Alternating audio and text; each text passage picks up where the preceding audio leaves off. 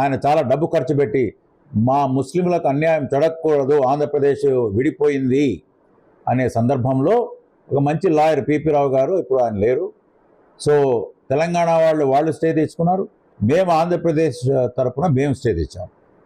కానీ దీన్ని వెనకాల ఉండి నడిపింది సరే వాళ్ళ ఇంట్రెస్ట్లు వాళ్ళకు ఉంటాయి.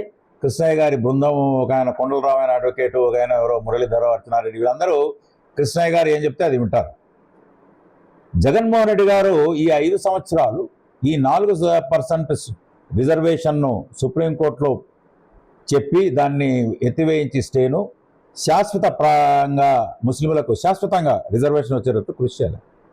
సరే వాళ్ళకి అందరు తెలిసిన వాళ్ళే ఎంపీ ఇచ్చాడు ఆయన కృష్ణయ్య గారికి, ఆయన చెప్తే అందరూ వింటారు. ఆయనకు చెప్పి కూడా ఆయన ఏం చేయలే. కాబట్టి ఈ 4% రిజర్వేషన్కు ఇప్పుడు వచ్చి నేను మీ బిడ్డను నేను 4% రిజర్వేషను నేను ఎట్టి పరిస్థితుల్లో కానివ్వను. కానీ 5 ఏళ్లలో ఆయన హిస్టరీ చూస్తే ఏమీ చేయలే. చేసిందే చంద్రబాబు నాయుడు గారు. నేనేమంటున్నా అంటే ఇప్పుడు ఈ 5 ఏళ్ళు జగన్మోహన్ రెడ్డి గారు ఆయన స్వప్రయోజనాల కోసమా, సరే 32 కేసుల్లో నిందితుడుగా ఉన్నాడని అదొక భయమా, లేదా వాళ్ళ బంధుత్వంలో ఏమైనా కాపాడడానిక, ఏదేమైనా పొత్తు అనే పదం లేకుండా అన్ని విధాలుగా బీజేపీకి సహకరించారు. ఎంతవరకు సహకరించారంటే ఈ సిఏఏ సిటిజన్షిప్ అమెండ్మెంట్ యాక్ట్, పౌరసత్వ సవరణ బిల్లు, ఎవరైతే పాకిస్తాన్ బంగ్లాదేశ్ నుంచి వచ్చారో అక్కడ హిందువులు క్రిస్టియన్లు 2014 డిసెంబర్ 31 కటాఫ్ డేట్ పెడుతూ ఒక సవరణ ఇచ్చారు. మామూలుగా 11 సంవత్సరాలు భారతదేశంలో ఉంటే పౌరసత్వం వస్తుంది. వీళ్లకు అక్కడ వేధింపులు ఉన్నాయి హిందువులకు అనే దీని మీద కారణం మీద వీళ్ళకు 5 సంవత్సరాలకి ఇవ్వడం. 2014 డిసెంబర్ 31 కటాఫ్ డేట్ పెట్టినప్పుడు నేను ఒకటి చెప్తున్నా, ఇది పాకిస్తాన్ బంగ్లాదేశ్ నుంచి వచ్చిన వాళ్ళకు. అభినవ్ చంద్రచూడ్ గారు కూడా చెప్పారు, ఇది 2014 పెట్టడం ఇది ఆర్టికల్ 14 విరుద్ధం, ఇందులో అందరినీ ఇంక్లూడ్ చేయలేదు, హజారీలు అహ్మదియాస్ని ఇంక్లూడ్ చేయలేదు, నాస్తికులను ఇంక్లూడ్ చేయలేదు, ట్రాన్స్జెండర్స్ లేరు, పక్క దేశం వాళ్ళు లేరు. అభినవ్ చంద్రచూడ్ ఎవరంటే సుప్రీంకోర్టు ప్రధాన న్యాయమూర్తి చంద్రచూడ్ గారి అబ్బాయి.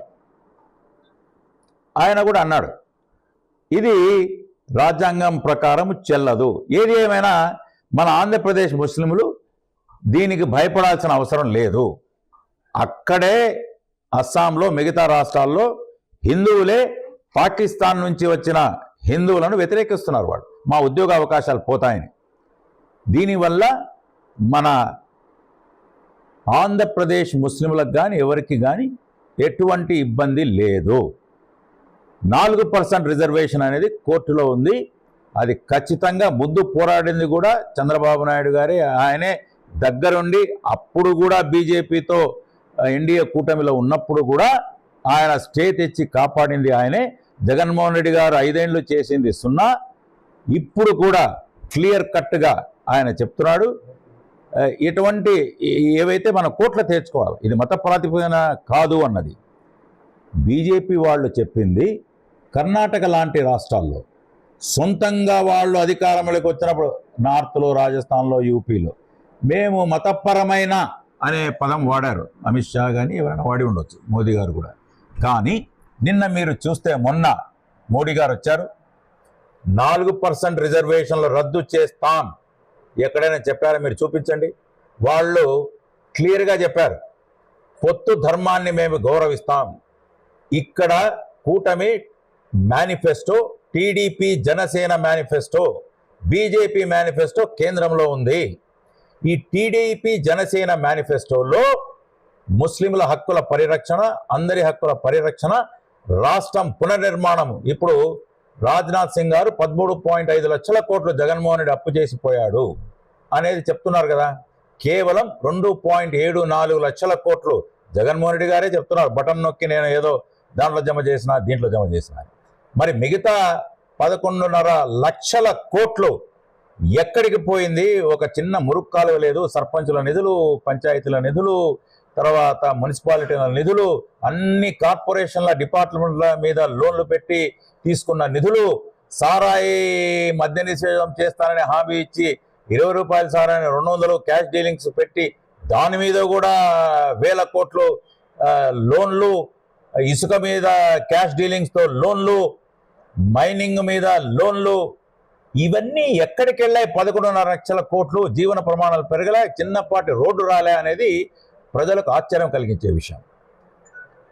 మళ్ళీ ఈ సిఏఏ దాని మీదకి వస్తున్నా, మోడీ గారు కూడా కర్ణాటకలో బొమ్మాయి గారు కృషి చేశారు, ఆయన ట్రై చేశాడు. వాళ్ళ ప్రభుత్వం సొంతంగా వాళ్ళ ప్రభుత్వం వచ్చినప్పుడు 4% రిజర్వేషన్ అనేది ట్రై చేశారు. సుప్రీంకోర్టులో ఇది అంతా ఫ్లాడ్గా ఉంది, చివాట్లు పెట్టింది, ఇది తప్పుగా ఉంది అంటే దాన్ని హోల్డ్లో పెట్టారు వాళ్ళు. ఇక్కడ మోడీ గారు ఇది ఇక్కడ మేనిఫెస్టో, ఇక్కడ వచ్చేది సంకీర్ణ ప్రభుత్వం. ఎన్డీఏలో వైఎస్ఆర్సీపీ లేదు, వాళ్ళది ఇండియాలో లేదు, ఎన్డీఏ లేదు, ఓ వెనక ద్వారం బంధం ఇది. టీడీపీ జనసేన కూటమి యొక్క మేనిఫెస్టోను మేము గౌరవిస్తాం, వాళ్ళ ఇచ్చిన హామీలన్నీ మేము గౌరవిస్తాం, వాళ్లకు ఆర్థికంగా ఆదుకుంటాం. ఇప్పుడు రాజ్నాథ్ సింగ్ గారే చెప్పారు, ఒక్కొక్కరి తల మీద మన ఆంధ్రప్రదేశ్లో ఒక్కొక్క వ్యక్తి మీద 2 లక్షలు అప్పు పెట్టిపోతున్నాడు. ఎటువంటి అభివృద్ధి చేయకుండా, ఎటువంటి సౌకర్యాలు కలుగజేయకుండా కేవలం బటన్ నొక్కారు అనే విధి మీద మరి మిగతా అప్పు ఇదిగో బైజూస్ యాప్ను ఇటువంటి అక్రమాలకు దారి మళ్లించడం తప్ప ట్యాబులను విదేశీ విద్య మీద ఆయన హామీ ఇచ్చి మోసం చేశాడు, జనం చెప్తున్నారు. కాబట్టి నేను ఒకటి చెప్తున్నా, 4% రిజర్వేషన్ కాపాడేది కోర్టులోనే ఉంది కాబట్టి తేల్చుకునేది, ఇది మతపరమైనది కాదు అని చెప్తూ చంద్రబాబు నాయుడు గారే అప్పుడు కాపాడింది, ఇప్పుడు కాపాడబోయేది మనం కోర్టులో తెలుసుకుంటాం. దీన్ని బీజేపీ అడ్డుకోదు, ఎందుకంటే ఇది మన మేనిఫెస్టో, టీడీపీ జనసేన మేనిఫెస్టో. కాబట్టి ఇప్పుడు జగన్మోహన్ రెడ్డి గారు 5 ఏళ్ళు ఏమి చేయక సిఏ లాంటి చట్టాలు, తర్వాత ట్రిపుల్ తలాక్ బిల్లు, ఆర్టికల్ 370